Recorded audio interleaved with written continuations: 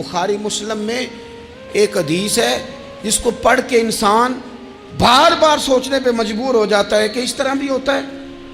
حضرت انس بن مالک رضی اللہ تعالیٰ عنہ ارشاد فرماتے ہیں ہم سب حضور کی بارگاہ میں بیٹھے تھے، بخاری مسلم ہے، نبی پاک علیہ السلام تشریف فرما تھے، حضور کی عادت مبارکہ تھی جہاں موقع آیا حضور بیٹھ گئے، حضور زمین پہ جلوہ فراز تھے، صحابہ کرام نے سوال پوچھنے شروع کیے،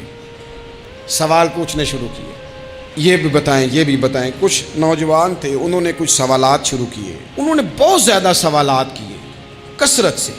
تو حضرت انس بن مالک رضی اللہ تعالیٰ عنہ فرماتے ہیں بہت سوالات، جب زیادہ سوال ہو گئے نا اللہ کے رسول صلی اللہ علیہ وسلم اٹھ کے نا ممبر پہ بیٹھ گئے، فرمایا پوچھو جو تمہارا جی چاہتا ہے میں بتاؤں گا، پوچھو، کرو سوال کرو۔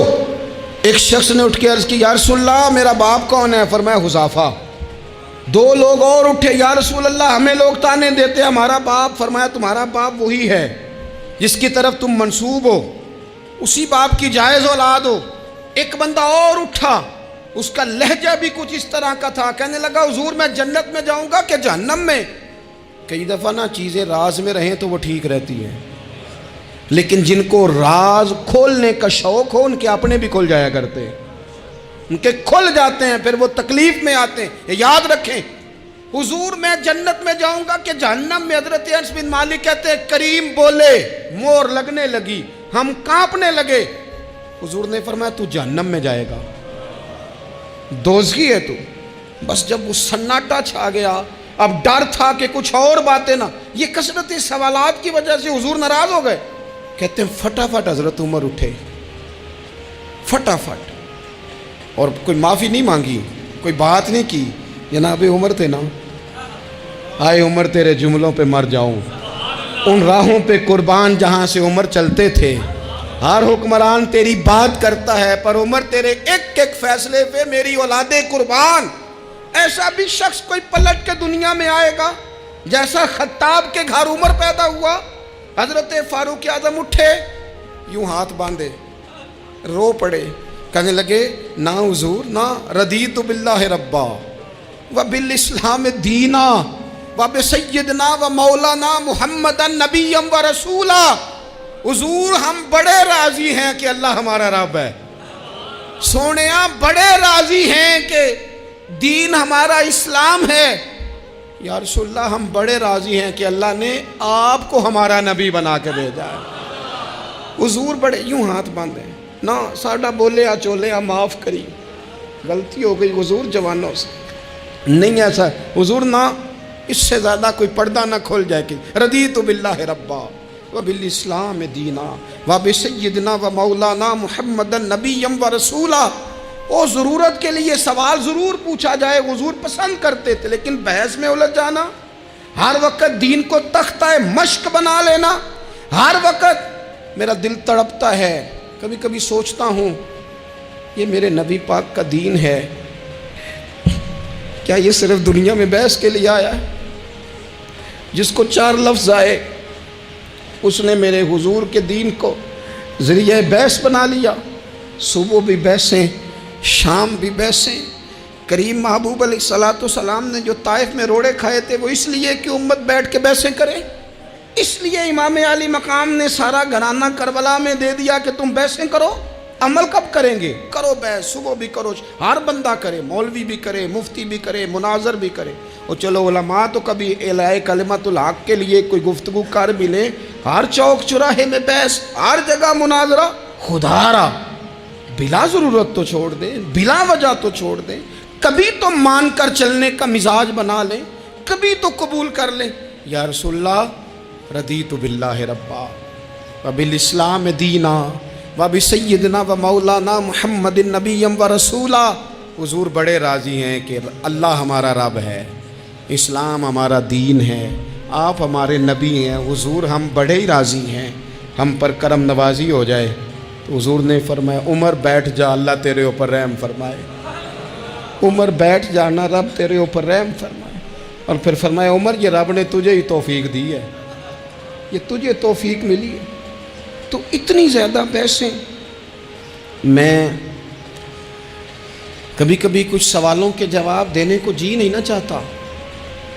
آپ جو سوال کر رہے ہیں وہ پتہ ہے حضور کے ایک عظیم صحابی کے بارے میں کر رہے ہیں. آپ ان پر بحث کرنا چاہتے ہیں, آپ ان کو تختہ مشق بنانا چاہتے ہیں, جی نہیں کرتا. وہ ہستی اونچی ہے, نہ بھائی نہ, دل نہیں مانتا, خیال نہیں پیدا ہوتا. ہم تو ان بزرگوں کے ماننے والے ہیں جو حضور کی ازواج کا اور چاروں بیٹیوں کا نام لیتے تھے تو وضو کر کے لیتے تھے. وہ تو باتیں کرتے تھے تو ڈر ڈر کے کرتے تھے, کہتے تھے توبہ توبہ توبہ. ہم کہاں اور وہ لوگ کہاں. لیکن آج ہر آدمی کو بحث کا شوق آیا ہے. ہر شخص ہے جو کہتا ہے مجھے بھی 3 باتیں آتی ہیں, میں بھی تھوڑا سا مفتی ہوں, میری بھی سن لو. تو اپنی زندگی میں اتنا دروازہ بحث کا نہ کھولیں, اتنا الجھاؤ نہ پیدا کریں, اور ایسے بے جا لا یعنی اور بے مقصد سوالات سے اپنے آپ کو بچائیں جن میں انسان پڑھے تو اس کے لیے الجھاؤ بڑھ جائے. بعض سوالات ایسے بھی حضور سے کیے گئے کہ سرکار نے ان پر سخت ناراضگی کا اظہار فرمایا. فرمایا اس سوال کی کیا حاجت.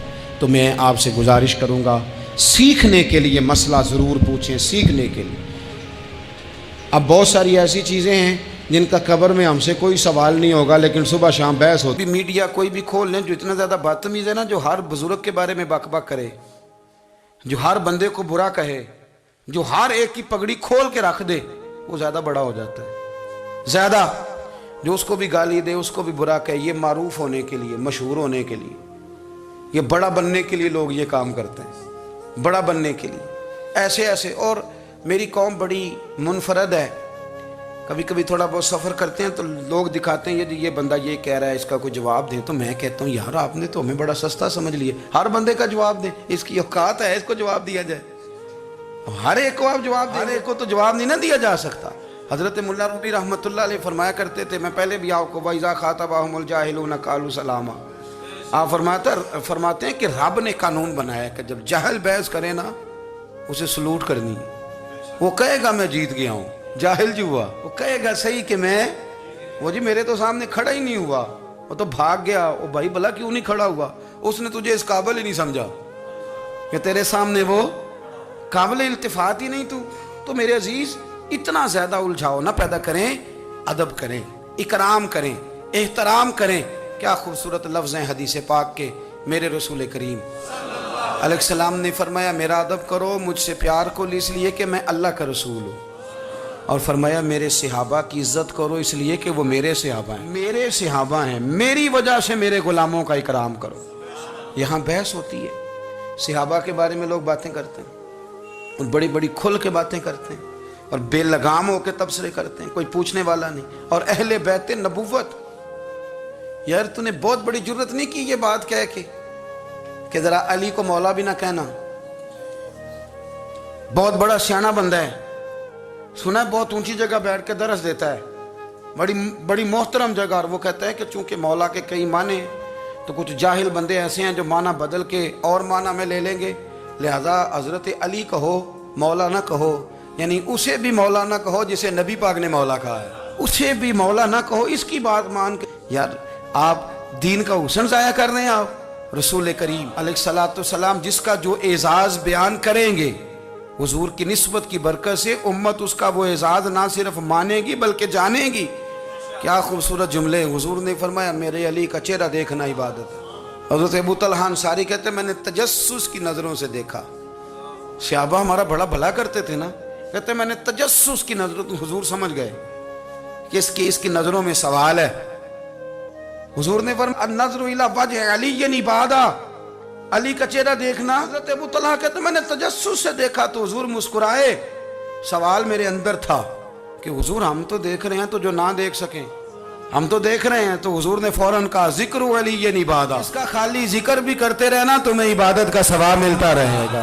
تو نبی پاک صلی اللہ علیہ وسلم نے جو اکرام کی سیڑھیاں بتائیں, جو آداب کے طریقے رسول کریم نے بتائے, وہ سارے اس لیے بتائے کہ امت ان کا ادب کرے, امت ان کا اکرام کرے, امت ان کا احترام کرے. ہمارے محدثین کی ایک پوری جماعت گزری ہے, ایک بڑی عجیب بحث انہوں نے لکھی ہے. کہتے ہیں جناب بہت سارے لوگوں نے حضرت فاطمہ الزہرا سے زیادہ روایتیں کیوں نہیں کی, بی بی پاک سے خاتون جنت سے زیادہ روایات مروی